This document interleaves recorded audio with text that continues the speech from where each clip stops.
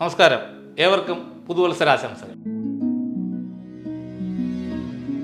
നമുക്കിന്ന് plum cake pressure കുക്കറിൽ തയ്യാറാക്കി നോക്കാം. പ്ലം കേക്ക് തയ്യാറാക്കാനുള്ള സാധനങ്ങൾ എന്തൊക്കെയാണെന്ന് നമുക്ക് നോക്കാം. മൈദ, പഞ്ചസാര, മുട്ട, ബ്രൗൺ ഷുഗർ, ഡ്രൈ ഫ്രൂട്ട്സ്, ഉപ്പ്, baking powder, baking soda, orange juice, ginger powder, ഏലക്ക, ഗ്രാമ്പു, പട്ട, ജാതിക്ക, ഇതെല്ലാം കൂടെ പൊടിച്ച മിക്സ്, വാനില എസൻസ്. ഇത്രയും സാധനങ്ങളാണ് നമ്മൾ പ്ലം കേക്കിനായിട്ട് ഉപയോഗിക്കാൻ എടുത്തു വെച്ചത്. നമുക്കിനി കേക്കിന് ആവശ്യമായിട്ടുള്ള കാരമൽ തയ്യാറാക്കാം. നമുക്കിതിലേക്ക് ഒരു 1.5 കപ്പ് പഞ്ചസാര ഇട്ട് കൊടുക്കുക. പഞ്ചസാര ഒന്ന് ചൂടായി വരുന്നവരെ നമുക്കൊന്ന് വെയിറ്റ് ചെയ്യാം.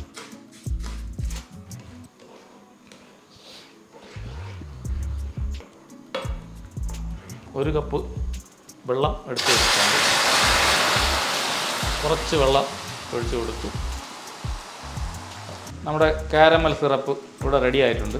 നമ്മൾ ഈ കാരമൽ സിറപ്പിൽ നിന്ന് ഒരു 1/2 കപ്പ് സിറപ്പ് നമ്മൾ മാറ്റി വയ്ക്കാം. ഒരു ബാക്കിയുള്ള സിറപ്പിൽ നമ്മുടെ ഡ്രൈ ഫ്രൂട്ട്സുകളെല്ലാം ഇടേണ്ടതായിട്ടുണ്ട്. ആദ്യം കിവി ഇട്ട് കൊടുക്കുക, ചെറി ഇട്ട് കൊടുക്കുക, ടൂട്ടി ഫ്രൂട്ടി ഇട്ട് കൊടുക്കുക, കറുത്ത മുന്തിരി, വെളുത്ത മുന്തിരി, ഇതെല്ലാം ഞാനൊരു 100 ഗ്രാം വീതമാണ് എടുത്തിട്ടുള്ളത്. അങ്ങനെ നമ്മുടെ ഡ്രൈ ഫ്രൂട്ട്സ് സോക്ക് ചെയ്യാൻ വെച്ചിട്ടുണ്ട്. നമുക്കിനി ഇതിനെ ഒന്ന് തണുക്കാൻ വേണ്ടി മാറ്റി വയ്ക്കാം. നമുക്കിനി കേക്ക് ഉണ്ടാക്കാൻ ആവശ്യമായിട്ടുള്ള മൈദ അരിച്ച് മാറ്റാം. ഒരു 1.5 കപ്പ് മൈദ, 1 spoon baking powder, 1/2 spoon baking soda, 1/2 spoon ഏലക്ക, പട്ട, ഗ്രാമ്പു, ജാതിക്ക, ഇതെല്ലാം കൂടെ പൊടിച്ച മിക്സാണ്. ഒരു 1/2 സ്പൂണ് ജിഞ്ചർ പൗഡർ. നമുക്കിതൊന്ന് നല്ല രീതിയിലൊന്ന് അരിച്ചെടുക്കാം.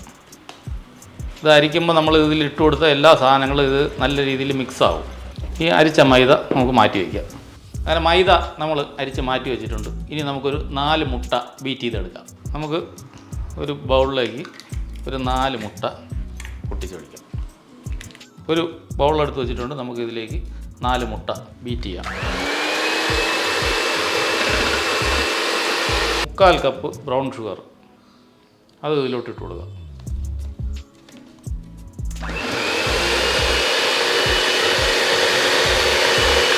നമ്മൾ നേരത്തെ ചെയ്ത് മാറ്റി വെച്ചിരുന്ന കാരമൽ സിറപ്പ് ഒരു 1/2 കപ്പ്,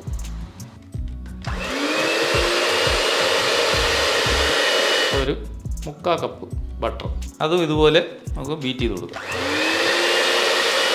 അങ്ങനെ നമ്മൾ മുട്ട നല്ല രീതിയിൽ ബീറ്റ് ചെയ്ത് വെച്ചിട്ടുണ്ട്.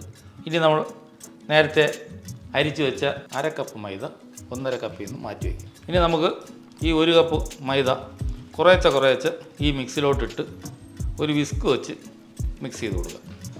കുറച്ച് ഓറഞ്ചിൻ്റെ തൊലി കട്ട് ചെയ്തത്, ചെറിയ പൊടിയായിട്ട് അരിഞ്ഞെടുത്തത്, അത് ഇതിലോട്ട് ഒരല്പം ഉപ്പ് ഒന്ന് നല്ല രീതിയിലൊന്ന് മിക്സ് ചെയ്യാം. കാരമൽ സിറപ്പിൽ നമ്മൾ സോക്ക് ചെയ്ത് വെച്ചിരുന്ന ഡ്രൈ ഫ്രൂട്ട്സ് ഒരു 1/4 കപ്പ് ഒരു പാത്രത്തിലോട്ട് നമുക്ക് ഇട്ട് കൊടുക്കാം. ഇനി നമ്മൾ മാറ്റി വെച്ച 1/2 കപ്പ് മൈദ ഇതിനെ നല്ല രീതിയിൽ മിക്സ് ചെയ്തെടുക്കാം. ഡ്രൈ ഫ്രൂട്ട്സും മൈദയായിട്ട് നല്ല രീതിയിൽ മിക്സ് ആയിട്ടുണ്ട്. ഇനി നമുക്ക് നേരത്തെ മാറ്റി വെച്ച ബാറ്ററിലോട്ട് ഈ ഡ്രൈ ഫ്രൂട്ട്സ് ഇട്ട് കൊടുക്കാം. ഇതൊന്ന് നല്ല രീതിയിൽ മിക്സ് ചെയ്ത് കൊടുക്കാം. 7 ഇഞ്ച് സൈസിലുള്ള ഒരു കേക്ക് ടിന്ന് ഞാൻ റെഡിയാക്കി വെച്ചിട്ടുണ്ട്. അതിന് ഒരു ബട്ടർ പേപ്പർ കേക്ക് ടിന്നിൻ്റെ സൈസിൽ കട്ട് ചെയ്ത് വെച്ച് ഈ പാത്രത്തിനകത്ത് ഒരല്പം ബട്ടർ അതിൻ്റെ എല്ലാ ഭാഗത്തും ആവത്തക്ക രീതിയിൽ ബട്ടർ തേച്ച് കൊടുക്കാം. കട്ട് ചെയ്ത് വെച്ചേക്കുന്ന ബട്ടർ പേപ്പർ നമുക്ക് ഇതിനകത്ത് കറക്റ്റായിട്ട് വെച്ച് ചേർത്തങ്ങ് വെച്ച് കൊടുക്കാം. നമുക്കിനി ഇതിലേക്ക് തയ്യാറാക്കി വെച്ചേക്കുന്ന ബാറ്റർ ഒഴിച്ചു കൊടുക്കാം.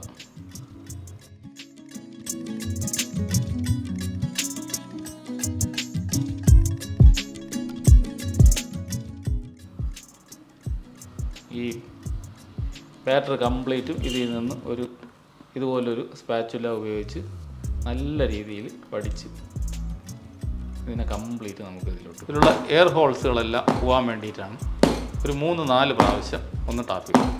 നമുക്ക് ഈ നട്ട്സ് ഇതിൻ്റെ മേളിലൊന്ന് ചെറുതായിട്ടൊന്ന് ഇട്ട് കൊടുക്കാം.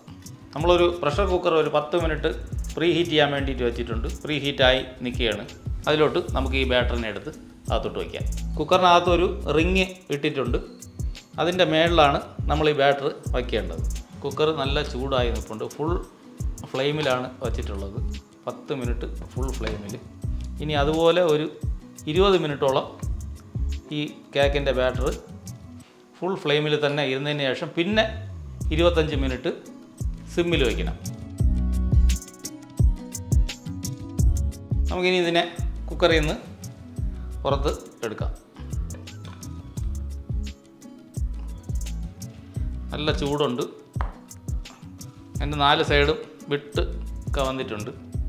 ഇനി ഒരു 3 മണിക്കൂറെങ്കിലും ഇരുന്ന് ഫാനിൻ്റെ മൂട്ടിലോ അങ്ങനെ എന്തെങ്കിലും വച്ച് ഇതിനൊന്ന് തണുപ്പിച്ചതിന് ശേഷമേ നമുക്കിത് ഇളക്കിയെടുത്ത് കട്ട് ചെയ്ത് നോക്കാൻ പറ്റുള്ളൂ. അങ്ങനെ നമ്മുടെ കേക്ക് തണുക്കാൻ വെച്ച ഇത് റെഡി ആയിട്ടുണ്ട്. ഒരു 2 മണിക്കൂറിൽ കൂടുതലായി. അത്യാവശ്യം ചൂടൊക്കെ പോയിട്ടുണ്ട്. നമുക്കിനി ഇതിനെ ടിന്നിൽ നിന്നും പുറത്തോട്ട് എടുക്കാം. ഇങ്ങനെ ഫുള്ളൊന്ന് ചുറ്റി കൊടുത്തിട്ട്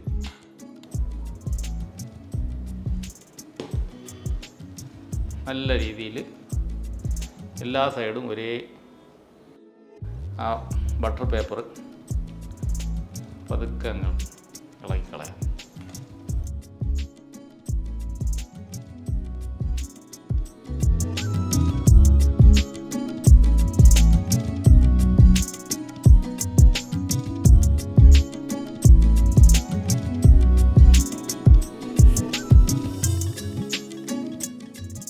അങ്ങനെ നമ്മുടെ കുക്കർ കേക്ക് ഇവിടെ റെഡി ആയിട്ടുണ്ട്. കുക്കറിലുണ്ടാക്കിയ പ്ലം കേക്ക് ഇവിടെ റെഡി ആയിട്ടുണ്ട്. നല്ല സ്പോഞ്ച് ആയിട്ടുള്ള, ഓവനിൽ അല്ലാതെ കുക്കറിലാണ് നമ്മൾ ചെയ്തതെങ്കിലും നല്ല സ്പോഞ്ച് ആയിട്ടുള്ള ഒരു കേക്ക് തന്നെയാണ് നമുക്ക് ഉണ്ടാക്കാൻ സാധിച്ചിട്ടുള്ളത്. ഈ ചെറിയ ഒരു ചിലവ് ഇങ്ങനെ ഈ ഒരു പ്ലം കേക്ക് ഉണ്ടാക്കാൻ വേണ്ടിയിട്ട് ആവശ്യമായിട്ടുള്ളൂ. നമ്മൾ ഇതേപോലെ തന്നെ ഉണ്ടാക്കി എല്ലാവരും ഇതിൻ്റെ ഫീഡ്ബാക്ക് എന്നെ അറിയിക്കണം. ഇനിയും ഇതുപോലുള്ള നല്ല വീഡിയോകളുമായി വരുന്നവരേക്കും നന്ദി, നമസ്കാരം. എല്ലാവർക്കും ന്യൂ ഇയർ ആശംസകൾ.